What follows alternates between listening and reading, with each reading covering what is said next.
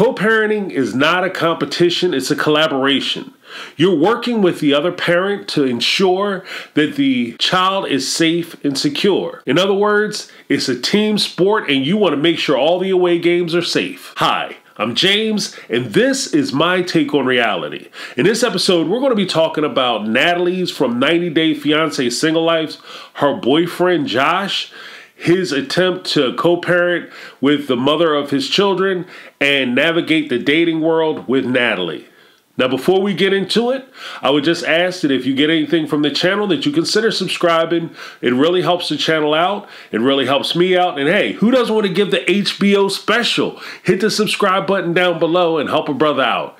All right, let's get it. Now, before we get started, I have to mention something and I have to set it up so that we're all kind of on the same page. This is technically Natalie and Josh's fourth date. Their third date was a sexcation date, was a banging weekend. I can't stop using that. Thanks, Veronica. It was a banging weekend where Josh had brought her to California. He was working and he would kind of cruise through at night. The first night he got there, she got upset with him, wouldn't let him into a room. And then she went in the room and was sad because she wanted to be with Josh. The next day he shows up with a rented Tesla. She gets excited. She flips out and she go ahead and give him the good, you know, because they were so close now that he has a nice car. And so she sleeps with him.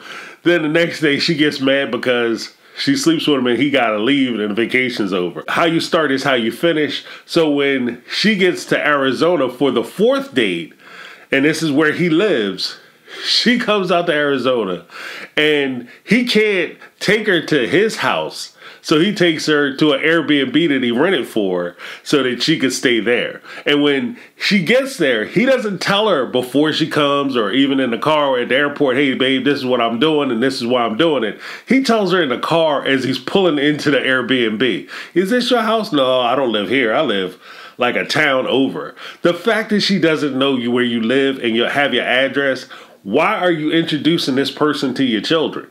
If you can't trust her with the place where you stay because you don't feel comfortable and secure with her knowing what your address is and where you lay your head at night, why in the world would you introduce her to somebody who can't protect themselves? As a parent, you are the vanguard between your children and the people that you introduce to your children. If you know somebody prospectively could be a bad influence on your child, you don't introduce them to your child, even if there's a question. And you figure it out before you introduce them to your child. You want to figure out where your relationship is and where your relationship is going before you start introducing them to people as impressionable, especially as a 5-year-old, which is what he has at home, a 5-year-old little girl. He gets her to the Airbnb.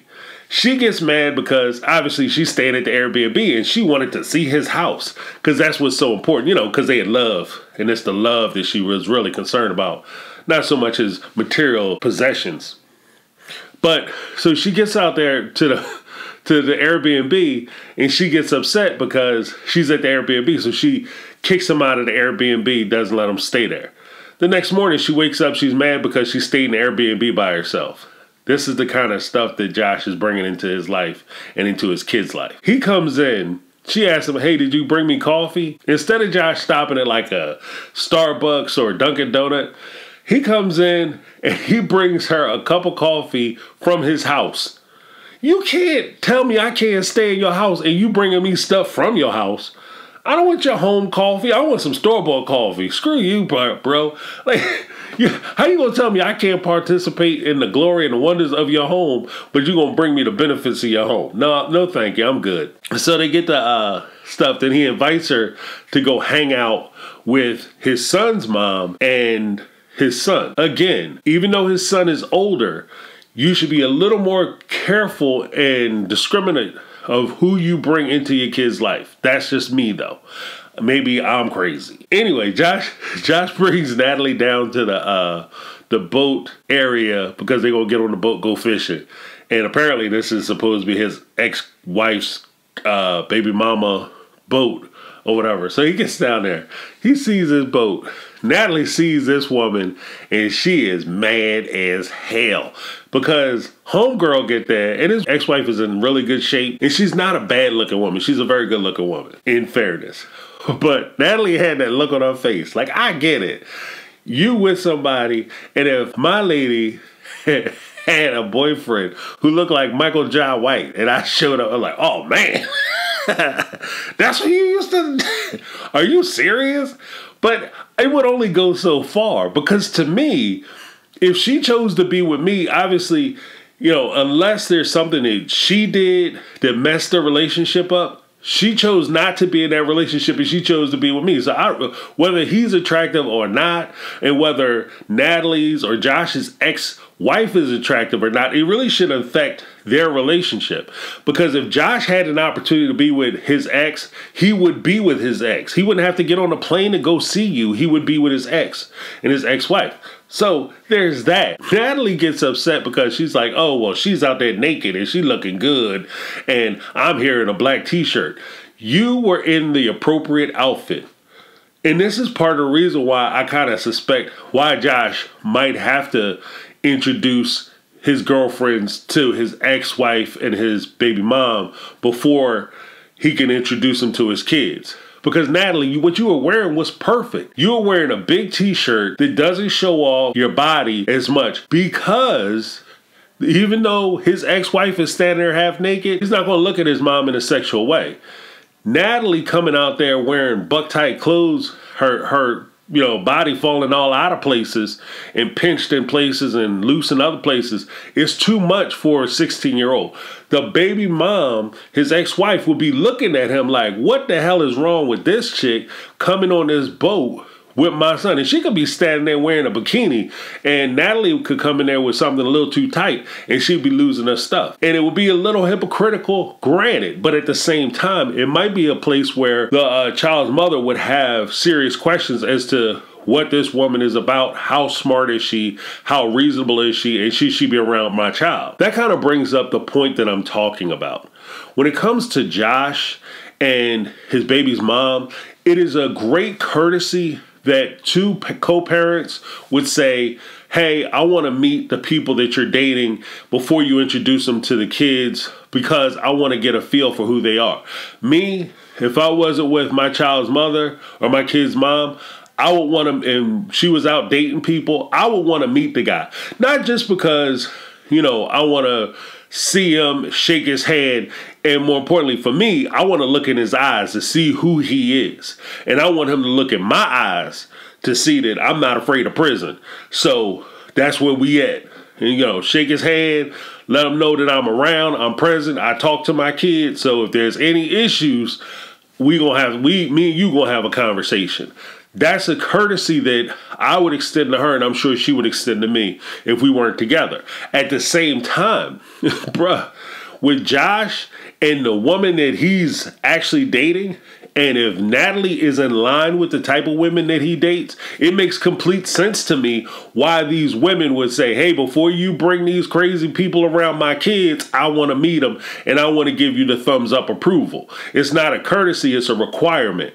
Because you're not going to introduce some lunatic to my kid, and then I have to deal with the fallout of your bad decisions.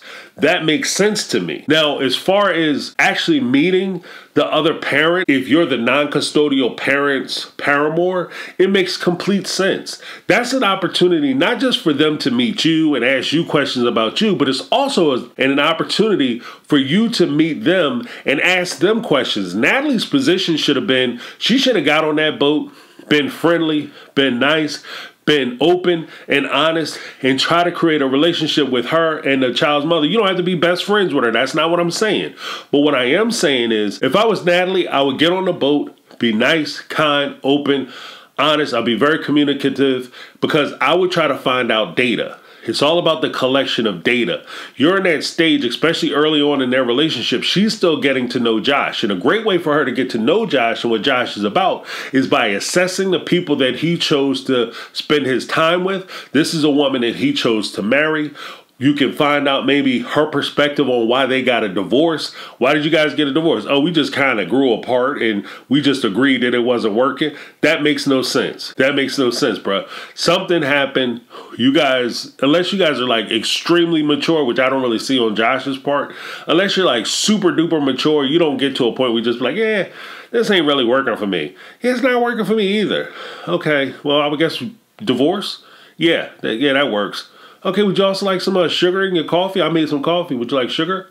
Maybe some tea or something? Like, that would be the kind of level of maturity that you'd be dealing with. I don't see that with Josh. And I don't really see that with the wife. So something happened. Nobody's talking cool. But you could take this as an opportunity to start making assessments as to what kind of parent is she, what kind of person is she? You can find out some information about Josh. You can talk about the child. I wouldn't necessarily get into who he used to date or what his style is or what type is and all that kind of stuff, or why he broke up with these other girls. Maybe they know. Maybe she know. Maybe she don't. I might ask the question.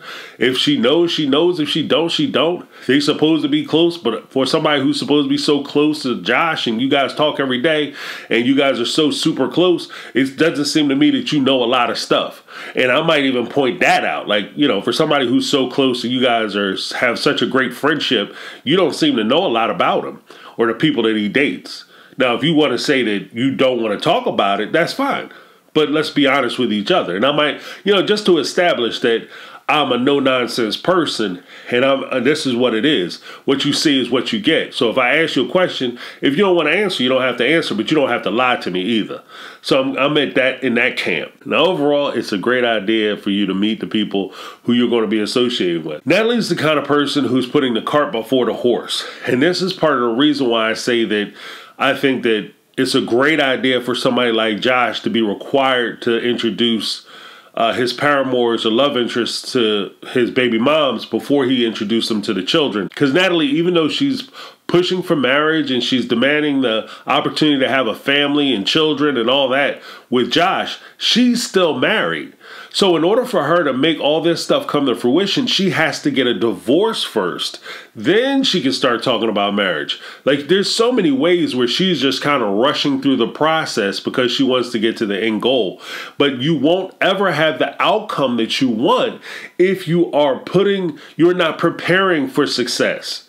Success, achieving your goals, and getting the things that you want are all based on the preparation that you put into those things. People aren't successful because they just happen to be successful and they're lucky. A lot of times it just comes down to the preparation, the things that you don't see. In our society, we have too much emphasis on people focusing on people winning and what happens when they've already won. We don't see them when they're practicing, when they're learning, where they're gathering information. In this particular case, you see a happy couple and they've been married for 40, 50 years, 60 years.